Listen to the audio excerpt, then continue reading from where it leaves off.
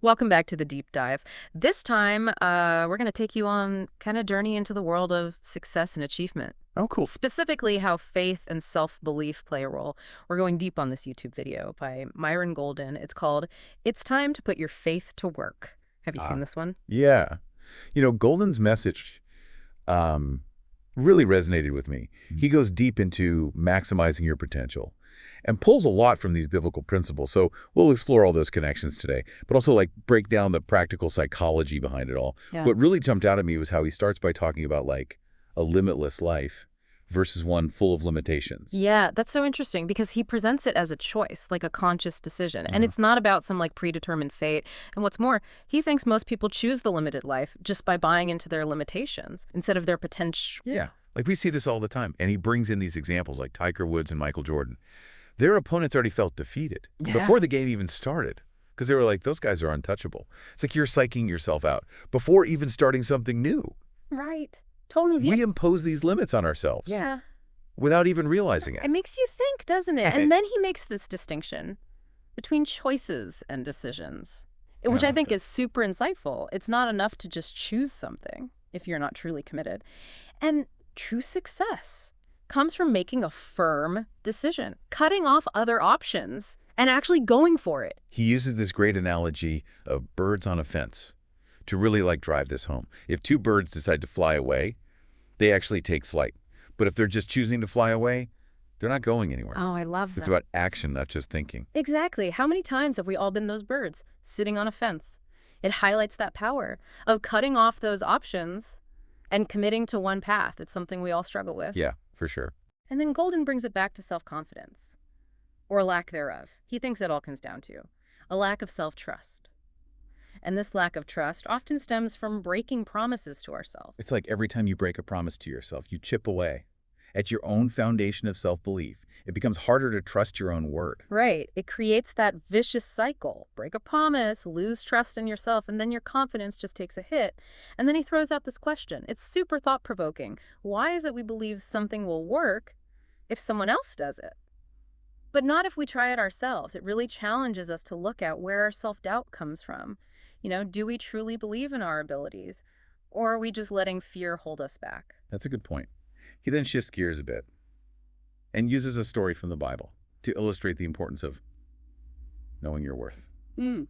and negotiating for what you deserve. It's the classic David and Goliath story. Most people just focus on the bravery aspect. But Golden points out something else. He talks about how David renegotiated his reward for killing Goliath multiple times. Exactly. David understood his value Mm. and wasn't afraid to ask for it. Golden uses this to teach self-worth. It makes you wonder, are we undervaluing ourselves? Are we afraid to ask for what we're worth? Right. It's like a master class Yeah, in negotiation. But it starts with your own value. And then Golden brings in this concept of modeling, which Tony Robbins talks about a lot. It's the idea that we can learn I think there. from successful people by modeling their behavior and their mindsets. He talks about modeling belief systems, Yeah. physicality, even their thought patterns. Right. It's about adopting this stuff. That leads to success. Right. It's like saying, if they can do it, I can do it too. And he even uses his own price increases for his coaching and his Yeah. speaking engagements as an example. He's showing how valuing your time and your expertise can attract higher paying clients. It's not about greed. It's about knowing what you're worth. And then he goes on to talk about focus, saying that successful people focus on their intentions, and those who fail focus on distractions. I think we can all relate to that. Oh yeah, for sure. He thinks successful people use their past experiences as stepping stones to learn and grow, while those who fail view the past as a setback. He brings in the story of Joseph here, who faced some huge challenges, but ultimately achieved great things. Because he saw those experiences as preparation for something bigger. It's about reframing your perspective and using the past as fuel, rather than letting it hold you back. And then he talks about, this is one of my favorite parts, the power we all have to reframe our past experiences Yeah. and assign them new meaning. Yes. This is where it gets really interesting. It's not pretending the bad stuff didn't happen. It's about choosing to see how those experiences shaped you Oh. and how they led you to where you are today. He uses his own experience with polio and the limitations it imposed to show how you can view challenges as opportunities for growth. It's Right. really powerful. Absolutely. Yeah. You're not letting your past define you, but using it to empower you. Then he connects this to finding strength and joy.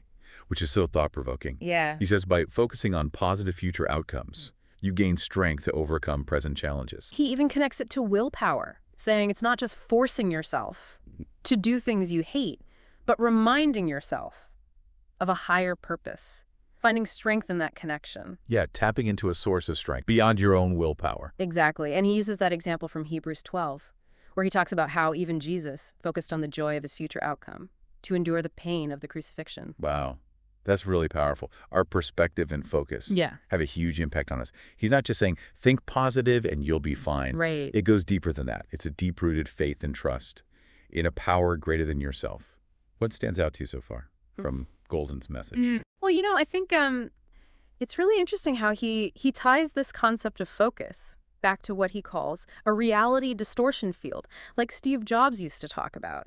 He says people who truly change the world possess this ability to see beyond the limitations that everyone else accepts. They see possibilities where others only see obstacles. Like David facing Goliath. Yeah, exactly. Everyone else saw a giant. David saw an opportunity. It goes back to his point about everyone focusing on something. It's just a matter of what we choose. Absolutely. He makes this clear distinction between focusing on your intentions, which leads to success, Yeah. versus getting caught up in distractions, which leads to failure. It makes me think about how often I get pulled in a million directions. Emails, social media, to-do lists. It's so easy to lose sight of the big picture. Oh, yeah.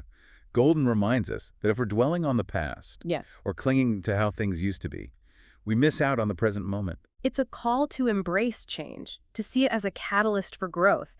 And what's really empowering is how he emphasizes that we have the power to choose what our future looks like. It's not some predetermined path. We're creating it with every thought and action. Why not envision a future that inspires and energizes you, one that aligns with your values and goals? Right.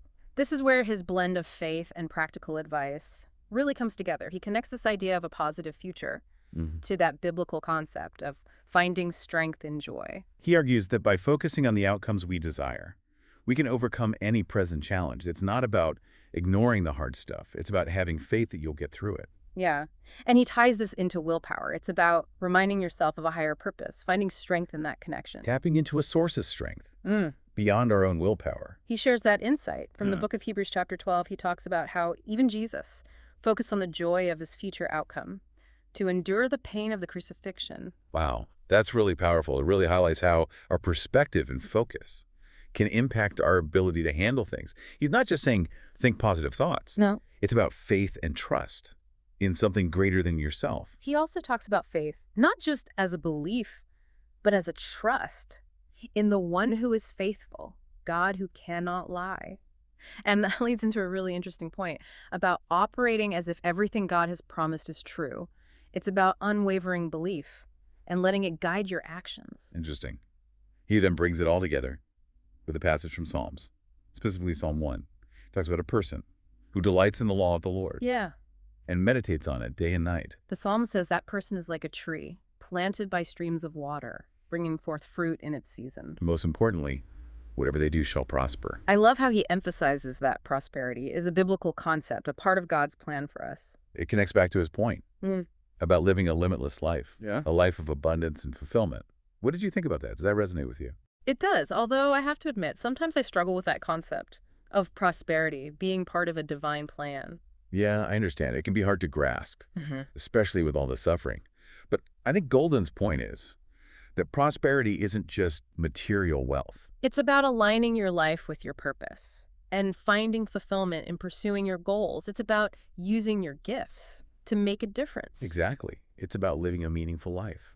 Goldie's approach is refreshing. He blends faith, self-belief, and practical psychology in a way that feels both inspiring and achievable. He encourages us to make bold decisions, focus on our intentions, reframe our past, and find strength in joy and faith. It's not about following someone else's path. He's challenging us to embrace a life of limitless possibilities while reminding us that we have the power to shape our own destiny. It really highlights the power of combining faith and action, belief and strategy. It's not about choosing one over the other. It's about finding a balance that works for you to help you achieve your goals. It's about integrating those aspects and finding that sweet spot where your faith fuels your actions And your beliefs inform your strategies. Absolutely. And it's not about achieving some perfect version of success Yeah. that everyone else has defined. It's about defining success for yourself and then going after it. One of the things that really resonated with me was Golden's point about reframing our past. It's so easy to dwell on past mistakes